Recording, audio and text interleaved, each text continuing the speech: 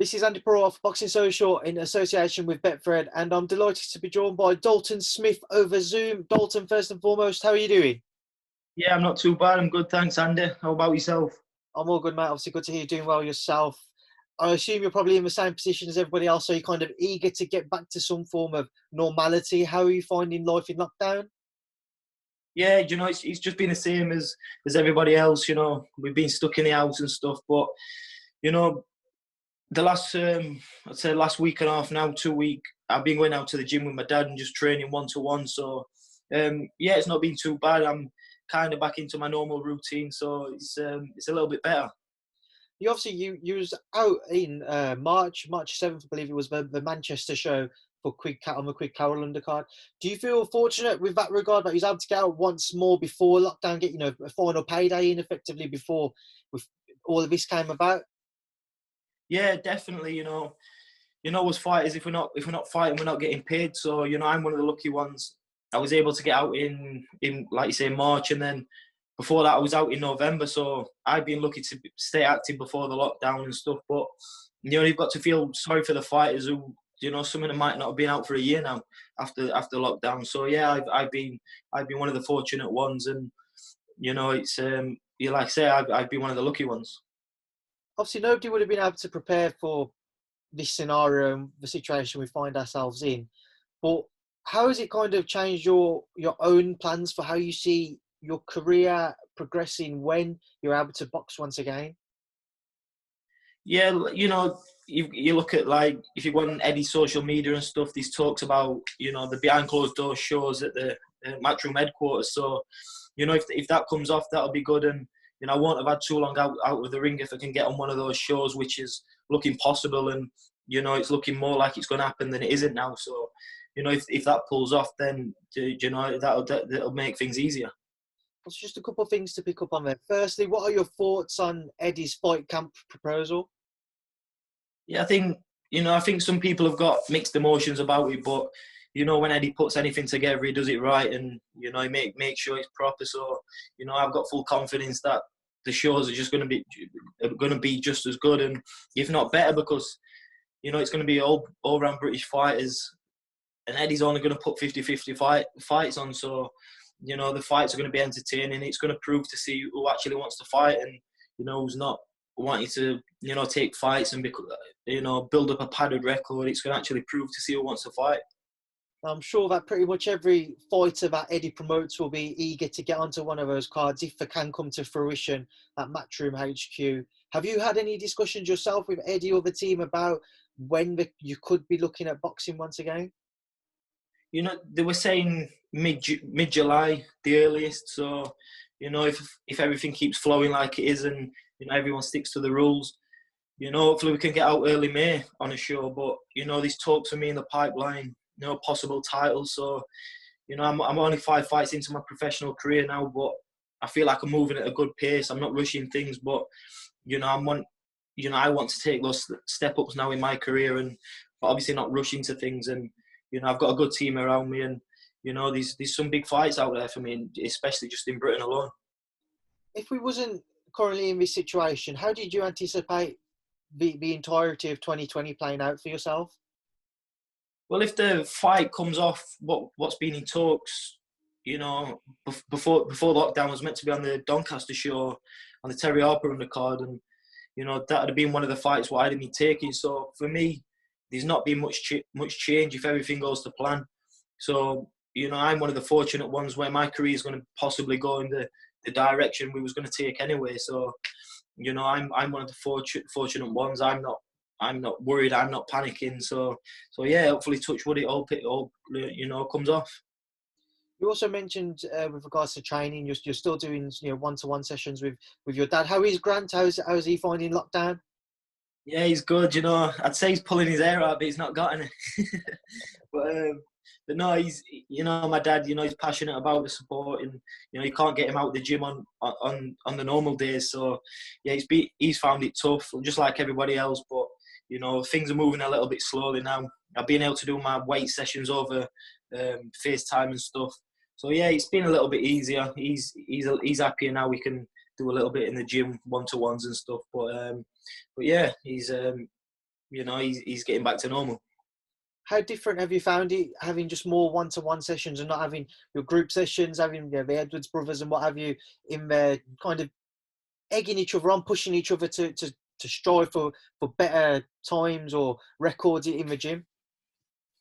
Yeah, like you say, even in the gym, it's a good atmosphere in our gym. We're like a family, so not having the lads there, the atmosphere is a little bit different, but you've got to take the positives from the negatives, and we're getting one-to-one sessions, so take the positives. I'm getting more time spent with me and stuff. So yeah, we just got to deal with the situation and do what we can do. What is it like training with your father? I've spoken to a few fighters who are also trained by their fathers to get their thoughts on it. Most recently, I spoke to Josh Warrington. Obviously, he's trained by his old man. What's it like for you? Do you ever have disagreements? Do you ever say to him, well, I think I should do this, and your dad's saying to you, no, you should do it this way? What's it like? Yeah, it's good. My dad's trained me from a young boy, and I'm a big believer in don't fix something if it's not broken. And I'm at a stage in my career where I've always dreamt of being. So I know my dad's got the best interest for me and stuff. But don't get me wrong, we argue most days in the gym. The lads take the piss out of us and stuff. But we get on. I've got a close bond with my dad, and I know he knows me better than anybody else. And that's always in the back of my mind. And he only wants the best for me. Obviously, he said, he only wants the best for you. Not with him being your dad, he'll love you unconditionally. Do you also think that with the fact that he's your father, he's maybe a bit tougher on you than he is with the other guys, or do you think the opposite? A few people have asked this for him before, and my dad always says, when I'm in the gym, I'm one of his fighters, and there's no favouritism, and I get treated just exactly like everybody in the gym. But like you said, sometimes it could be a little bit more harsh on me because I'm his son. But I know he's only doing it for the best for me, and he's only going to make me a better fighter, a better person, and he just wants me to have a financially a good life and achieve everything we've set out to do. Obviously, you're 5 fights deep into your career now. How are you finding life as a professional? Oh, it's amazing. It's obviously from being a young kid, you think, I want to be on these big shows and stuff, and I was able to do it. I'm 5 fights in, boxed at the O2, boxed on some pay-per-view undercards and stuff, and life's good at the minute. It's I work hard, and the rewards are coming. I'm early on in my career. There's a long way to go, but I'm soaking up everything I can. I'm learning every day. Studying different fighters, and life's good. And I'm enjoying every minute of it.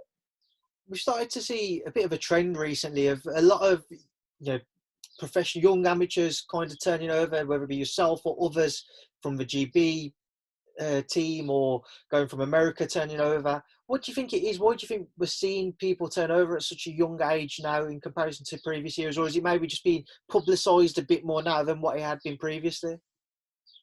Yeah, like you see, it could be the big stage of the professionals and stuff. But I could have turned professional before I did. But my dad always said to me, "Look, I'm on the Great Britain team. You're getting the best sparring. You're getting the best experience. I got to travel the world, fighting the best fighters there is out there. And it put me in good stead for when I turned over because I've gained experience I wouldn't have gained anywhere else. And my advice to any young fighter is stay amateur as long as you can. Obviously not till you're too old, but just gain as much experience as you can and then turn over, because you see a lot of fighters turn over too young because they haven't gathered that experience. So that's where they come unstuck. Also, we see a lot of fighters commit to GB until the Olympics, and they want to go and compete there. Why did you not take that decision to do so yourself? Yeah, originally the Tokyo Olympics was my dream, and then I even changed the weights. I had a couple of hand injuries and stuff. It was just a couple of things, and we thought it was the right decision to turn over last year, and luckily I did. The Olympics are being put back to next year now, and the timing was good. Obviously the Olympics are put back to next year, which I've got to feel for the lads who are on the squad, and they've been training for years. I feel for them, but everyone's in the same situation now. But for me, turning over last year was the best decision I ever made. One thing I did want to ask you as well, you mentioned you got to travel the world as an amateur. You'd have been there with your mates, in the same rooms, getting up to who knows what away from fighting. Is there anything you can let us in on? What's it like being an even younger lad than what you are now, being able to travel the world with your mates? Yeah, do you know, I think I was 17 when I got into GB. I was on there 5 years. You know, travelled the world. You know, even take away the boxing side, you know, you become a little family. You're like brothers. You know, and you know, you get to see the world, and you know, it makes you a better person. You know, you appreciate things. I've been to countries where you know they haven't got much, and it makes you realise as a person, do you know what, we're actually lucky to be who we are and what we've got. So as a person, it's made me grow. And yeah, I've had some of the best times of my life on the Great Britain team with the lads travelling the world. Have you got any mischievous stories that you can kind of let us in on? No, I think we'll best keep them ones quiet. Don't want to get the lads into trouble. Obviously, Dalton, you know, we mentioned off camera, you're campaigning up at super lightweight. Yeah. When boxing returns, do you think we could see fighters changing their weight categories because of this kind of delay between shows and with everybody being uncertain as to when we will actually see boxing return, despite British Boxing Board of Control putting guidelines out? Obviously, Eddie's got his proposals, but it's all still in the early stages as of yet. Do you think fighters could maybe look to move up in weights and might struggle to get back down to what their natural weights will be?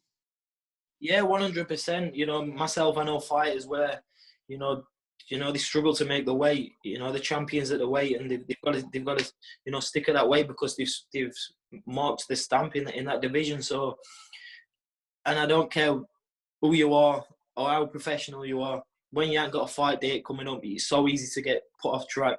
You know what I mean? Your diet can go off a little bit, and you let your body mature and grow. You know, us boxers, we're always keeping us weight down, and you don't naturally let your body grow. So, you know, there's going to be a lot of fighters where the body's just going to soak every little bit of nutrient they're eating. But you know, we'll see. We'll see when the fighters come back, see if they put size on or not. Obviously, Dalton, before I do let you go, just want to get your thoughts on a few of things and your campmates in particular. Obviously, start off with Charlie. Charlie vacating his world title previously, what must have been 5-6 months ago now. Yeah. How was he looking in camp? What was he kind of striving towards? I know he said to me he's going to move up in weight. How was he looking there? Yeah, like I said, Charlie's one of the fighters who's vacated his title, moved up in weight, and you know, speaking to Charlie, seeing him training, you know, he looks a completely different fighter. You know, inside and outside the ring, you know, he looks like a different fighter, and Charlie's one of the most dedicated fighters, one of the hardest trainers out there. You know, myself as a gym mate, I'm looking forward to seeing him, you know, return back to the gym, his new weight, and you know, there's some big fights out there for him, and you know, I'm looking forward to see where he can push himself and go. One fight which Charlie's always mentioned, he's always been keen on, is that potential bout with his fellow Briton, former world champion Edwards-Yafai. How do you think that would have played out or could play out if the pair meet in the future? Like you said, they both stamped the mark on the world scene. They're both being world champions, and you know, it's a fight the British fans want to see. So if they can talk and you know, make that fight happen, you know, the British fans, they want to see that, and you know, even outside me as a fan, you know, that's a fight I want to see, and you know, hopefully they can give what the fans want.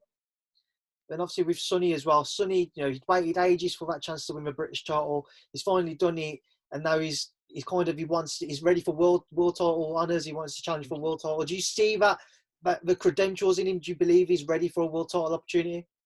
Yeah, 100%. You know, you look at Sonny's fights, and not many people can have pushed Sonny to the to his full potential at the minute. So, you know, Sonny's 100% ready for a world title, and you know, I think if he sticks it out, his opportunity is going to come, and you know, I believe Sonny is going to be a world champion.